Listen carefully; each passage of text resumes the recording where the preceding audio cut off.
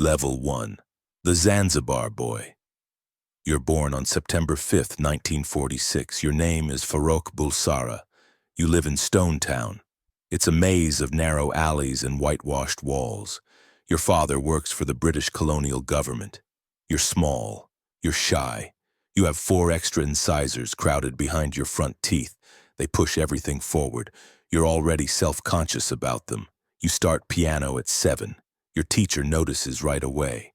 You're not just good. You're different. You have perfect pitch. You hear a note once and play it back clean.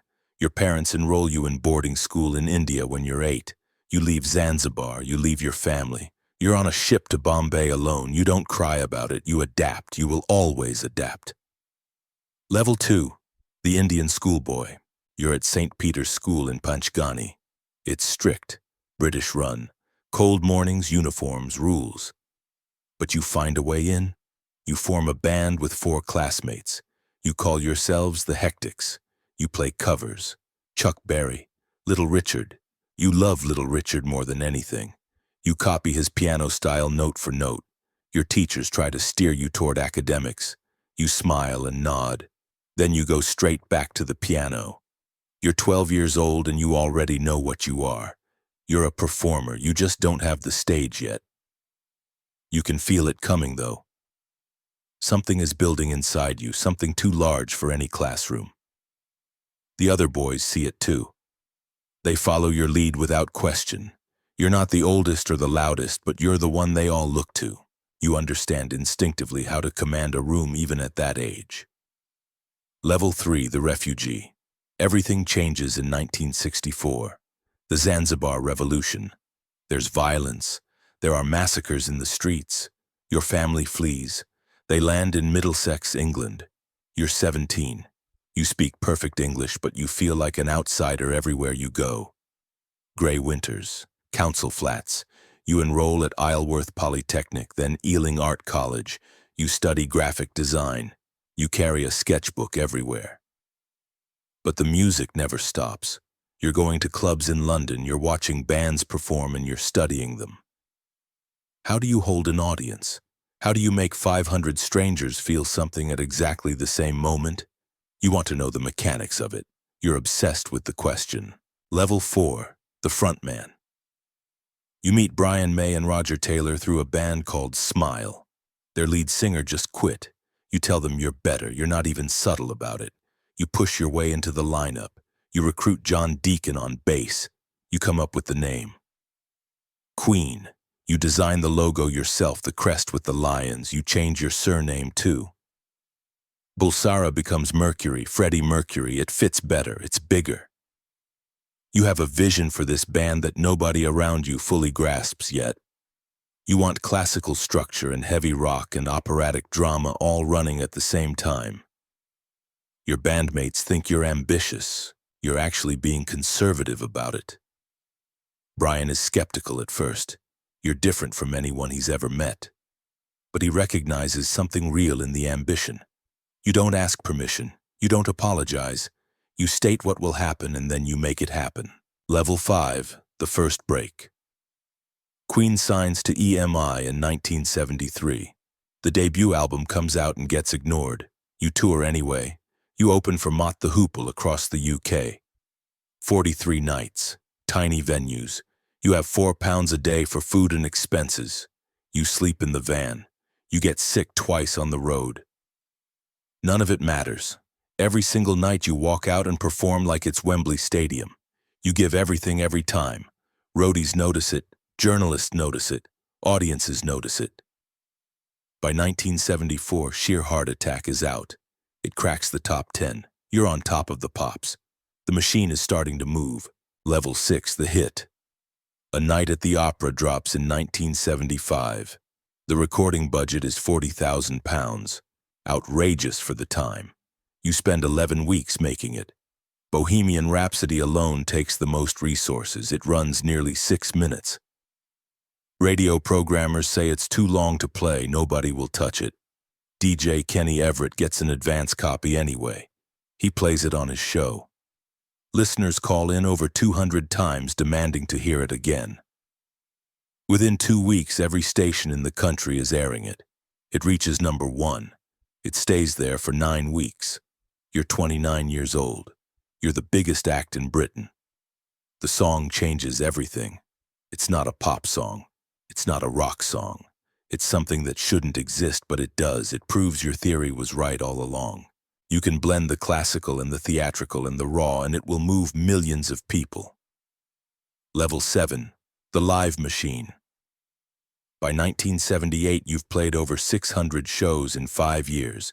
You're flying between continents constantly. America, Japan, Australia, South America. The stage persona is fully formed now. The leotards, the crown, the prancing. You hold audiences of 50,000 people in your hands. You can conduct a crowd like an orchestra. You hum a note. They hum it back. You hold it. They hold it. You break it and they erupt. No one else alive can do what you do on a stage. Promoters know it. You know it. But off stage, you're quieter than people expect. You drink hard. You party harder. You're searching for something in the dark and you haven't found it yet. Level 8. The Private Life. You're gay. You've known it for years. Your long-term partner through the early years is Mary Austin. You met her in 1969. You love her completely, but by 1976 you end the romantic side of it. You tell her you think you might be bisexual. She tells you plainly that you're not bisexual. You're gay. She's right. Mary stays in your life forever regardless. You call her your only true friend. You move through relationships quickly after that. Men, parties, the Munich club scene in the early 80s. You're generous to the point of recklessness. You throw parties that cost tens of thousands of pounds. You fly friends to New York for their birthdays. You need people around you constantly, but you remain profoundly alone inside it. The fame isolates you more than it connects you. Everyone wants something. Everyone has an angle. Mary is the only one who ever just wanted you. Itudidum. Level 9.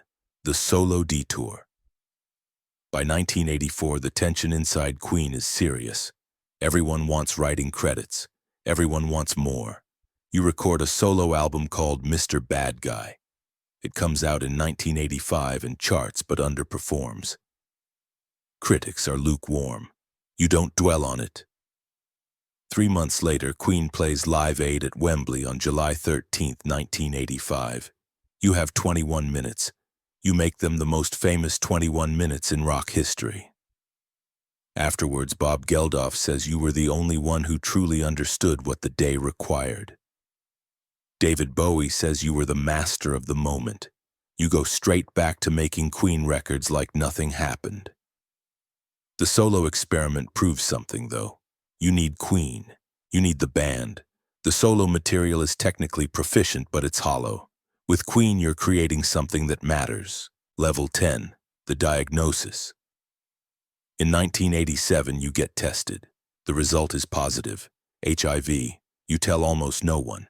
You tell your closest friends and your bandmates, and you make them all swear silence. You keep touring. You keep recording. Innuendo comes out in early 1991 and hits #1. You can barely walk some days during the sessions. You sit at the piano and record your vocals and go home and sleep for 12 hours. Brian May watches you from behind the glass. He doesn't say anything because there's nothing to say. You lose 30 pounds. Your face changes. You wear heavier stage makeup during the video shoots. Nobody outside the inner circle knows the full picture yet. The album is a masterpiece and it costs you everything to make it. You're burning bright knowing it will be your last. Level 11, the last year. By early 1991, you can barely leave the house at Garden Lodge in Kensington. Your eyesight is failing. You have lesions. There's a nurse with you full time. Old friends come to visit and cry in the car afterward on the way home. You spend time in the garden when your body allows it. On November 23, 1991, your manager Jim Beach releases your statement to the press. You have AIDS. The world finally knows. The next day, November 24th, you're gone. You're 45 years old. The cause is bronchopneumonia. Mary Austin is at your side at the end. Level 12, the aftermath. Your estate is over £7 million. The bulk of it goes to Mary. She eventually buys the house next to Garden Lodge to stay close. The Freddie Mercury Tribute Concert takes place at Wembley on April 20th, 1992.